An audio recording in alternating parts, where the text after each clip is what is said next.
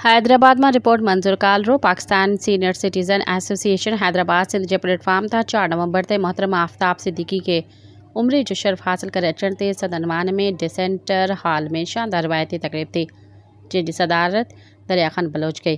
तिलावत मोहम्मद खालिद बलोच फरमाई नात रसूल मकबूल सल्लल्लाहु अलैहि वसल्लम इंजीनियर खालिद मेमन निहायती पुरसोस अंदाज सां पढ़ी। आज जनरल सेक्रेटरी नज़ाकत अली फाजरान पेश कयो। इन बाद बेन मेंबरनि ॻाल्हायो। मंजूर कालरो तरफ़ां मोहतरम आफ्ताब जो मुख़्तसर प्रोफाइल पढ़ी ॿुधायो वियो। महिमान ख़ास सिद्दीकी साहिब बि पंहिंजा वीचार वंडींदे उमिरि जे शर्फ़ में सफ़र बाबति ख़बरूं चार ॾिनियूं। मेंबरनि जी भरपूर शिरकत सां उमिरि मुबारक जी ही तकरीब कामयाब रही। हिन प्रोग्राम में औरत मेंबरनि अदीन भेनरुनि बि ख़ूब शिरकत करे प्रोग्राम जी सूंह रौनक ऐं वक़ार में इज़ाफ़ो कयो। तकरीरूं थियूं ऐं महिमान ख़ासि मोहतरम आफ्ताब जी ज़िंदगी ऐं ख़िदमतुनि ते ॻाल्हायो वियो। तक़रीबन समूरनि शरीक मेंबरनि तरफ़ां आफ्ताब साहिब के लुंगियूं अजरक गुलदस्ता गुल जा हार ऐं तोहफ़ा पेश कंदे मुबारक ॾिनियूं। शाइर आशिक़ हलाई पंहिंजे नको शाइरी सां सिद्दीक़ साहिब के मुबारक पेश कयूं।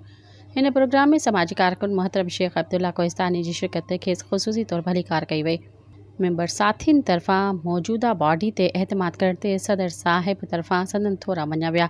आख़िर में आलिशान ख़ातिर तवाज़ह जा इंतज़ाम कया विया जंहिंमें सिद्दीक़ साहिब पारां आबे ज़मज़म ऐं खजूर जो तोहफ़े सां रूह खे राहत नसीब थी वई।